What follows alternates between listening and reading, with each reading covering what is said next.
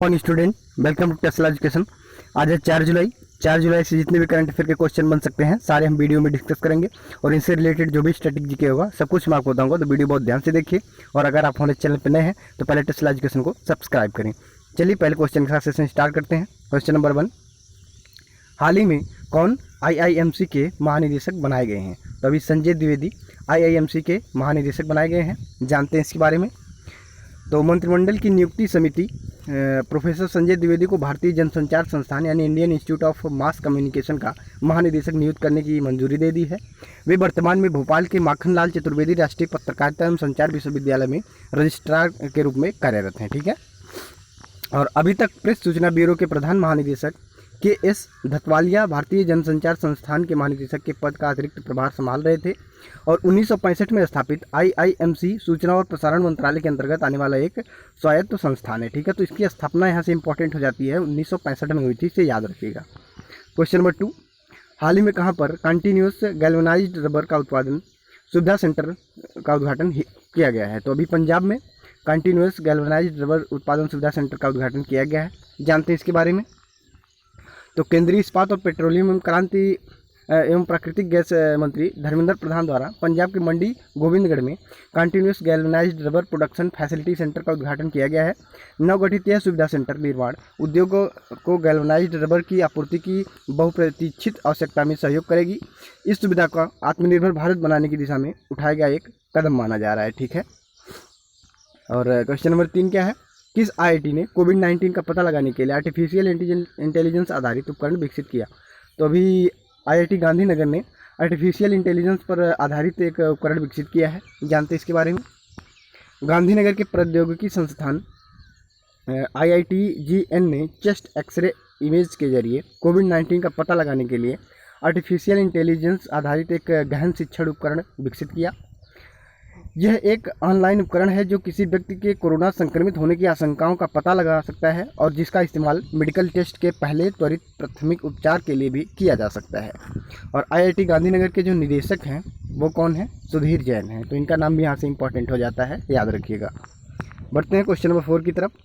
Fitch ने financial year 2022 में भारत की GDP विकास दर के पहले अनुमान को घटाकर कितना कर दिया? तो पहले इसका अनुमान 9.5% था, अब 8% कर दिया, इसने घटा दिया है, जानते हैं इसके बारे में।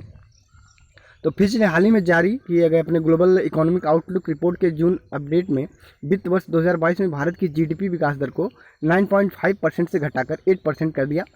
फिच ने चालू वित्त वर्ष में भारतीय अर्थव्यवस्था के 5% गिरावट के अपने पहले अनुमान को बरकरार रखा है। ठीक है। और इसके अलावा फिच ने भारतीय अर्थव्यवस्था के वित्त वर्ष 2022-23 में 5.5% की दर से बढ़ने का अनुमान भी लगाया है, तो इसे याद रखिएगा। बढ़ते हैं क्वेश्चन नंबर 5 की तरफ। न्यूजीलैंड ने एपेक समिट 2021 को रद्द करने का ऐलान किया। इसका आयोजन होना था, तो इसका आयोजन ऑकलैंड में होना था, ठीक है, जो न्यूजीलैंड में पड़ता है। और देखते हैं इसके बारे में। तो न्यूजीलैंड ने कोविड-19 महामारी के कारण वर्ष 2021 में होने वाली एशिया प्रशांत आर्थिक सहयोग यानी Asia Pacific economic cooperation summit को रद्द करने की घोषणा कर दी है। यह शिखर सम्मेलन न्यूजीलैंड के ऑकलैंड में आयोजित किया जाना था। इससे पहले नेताओं की इस बैठक को चिली सरकार द्वारा 2019 में हिंसक विरोधी प्रदर्शनों के कारण रद्द कर दिया गया था और साल 2020 की वर्चुअल एपेक बैठक मलेशिया द्वारा आयोजित की जा रही है। ठीक है। और न्यूजीलैंड के उप प्रधानमंत्री कौन है? Winston Peters. ठीक है, इसे भी याद रखिए, इनका नाम भी यहाँ से इंपॉर्टेंट हो जाता है। इन्होंने योजना और सुरक्षा कारणों का हवाला देते हुए 2021 एपेक समिट को रद्द करने की घोषणा कर दी है। तो एपेक के बारे में जानते हैं। तो इसके जो कार्यकारी निदेशक हैं वो डॉक्टर रेबेका फातिमा इस्टामारिया हैं। ठीक है। और एपेक का जो हेडक्वार्टर है वो सिंगापुर में है और की स्थापना जो हुई थी 1989 में हुई थी। इतनी चीज़ यहाँ से इंपॉर्टेंट होती है, इसे याद रखिएगा। क्वेश्चन नंबर 9 क्या है? हाल ही में एडवर्ड फिलिप ने अपने पद से इस्तीफा दिया है, वह किस देश के प्रधानमंत्री थे?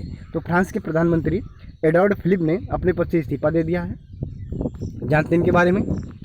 तो फ्रांस के प्रधानमंत्री एडवर्ड फिलिप ने राष्ट्रपति इमैनुअल मैक्रोन द्वारा सरकार में फेरबदल करने की संभावनाओं के चलते अपने पद से इस्तीफा दे दिया है। फ्रांसीसी प्रेसिडेंसी द्वारा सरकार की घोषणा के अनुसार एडवर्ड फिलिप अब नए कैबिनेट के गठन तक सरकारी मामलों का कार्यभार संभालेंगे। ठीक है। फ्रांस के बारे में जानते हैं। तो फ्रांस की कैपिटल है पेरिस, यहाँ की करेंसी यूरो है। ठीक है। और यहाँ के प्रेसिडेंट तो जान ही रहे आप कौन है? इमैनुअल मैक्रोन, याद रखिएगा। और प्रधानमंत्री ने इस्तीफा दे दिया है, इसे याद रखिए। बढ़ते आगे। क्वेश्चन नंबर 7 क्या है? हाल ही में विश्व खेल पत्रकारिता दिवस कब मनाया गया है? तो 2 जुलाई को विश्व खेल पत्रकारिता दिवस मनाया गया है। जानते हैं इसके बारे में? हर साल 2 जुलाई को विश्व स्तर पर यानी विश्व खेल पत्रकार दिवस मनाया जाता है, वर्ल्ड स्पोर्ट्स जर्नलिस्ट डे। और इस दिन का उद्देश्य खेल पत्रकारों के काम की सराहना और उन्हें अपने काम में बेहतर करने के लिए प्रोत्साहित किया जाता है। इस दिन को मनाए जाने की शुरुआत इंटरनेशनल स्पोर्ट्स प्रेस एसोसिएशन की 70वीं वर्षगांठ को चिन्हित करने के लिए 1994 में की गई थी। ठीक है, इस वर्ष AIPS की जो 96वीं वर्षगांठ मनाई गई। ठीक है, 96 इस बार मनाई गई, इसे याद रखिएगा। क्वेश्चन नंबर 8 क्या है? हाल ही में एवर्टन विक का निधन हुआ है, वह थे, तो वह एक क्रिकेटर थे। ठीक है, वेस्ट इंडीज के थे, याद रखिएगा, और उनका निधन हो गया। जानते हैं इनके बारे में? वेस्ट इंडीज के पूर्व क्रिकेटर एवर्टन विक का निधन हुआ। उनका जन्म 26 फरवरी 1925 को बारबाडोस के पिकविक गैप में हुआ था। एवर्टन विकेस ने 19 साल की उम्र में प्रथम श्रेणी और 1948 में 22 साल की में अपने टेस्ट करियर की शुरुआत की थी। उनका टेस्ट करियर 1948 से 1958 तक चला, जहां उन्होंने 48 टेस्ट मैचों में 58.62 की औसत से कुल 4,445 रन बनाए थे। उन्होंने 1958 में क्रिकेट संन्यास से ले लिया। ठीक है, जिसके बाद उन्होंने कोच, प्रशासक और ICC मैच रेफरी के रूप में भी काम किया था। बढ़ते आगे, क्वेश्चन नंबर 9। हाल ही में किसने future of higher education 9 mega trends पुस्तक का विमोचन किया? तो अभी M वेंकैया नायडू जो है, इन्होंने ही future of higher education 9 mega trends पुस्तक का जो है अब विमोचन किया है। जानते हैं इसके बारे में? तो उपराष्ट्रपति M वेंकैया नायडू द्वारा future of higher education 9 mega trends नामक एक पुस्तक का ऑनलाइन विमोचन किया गया। इस पुस्तक को CA की पट्टाभिराम द्वारा लिखा गया है। ठीक है, इसके राइटर कौन है? V पट्टाभिरामा।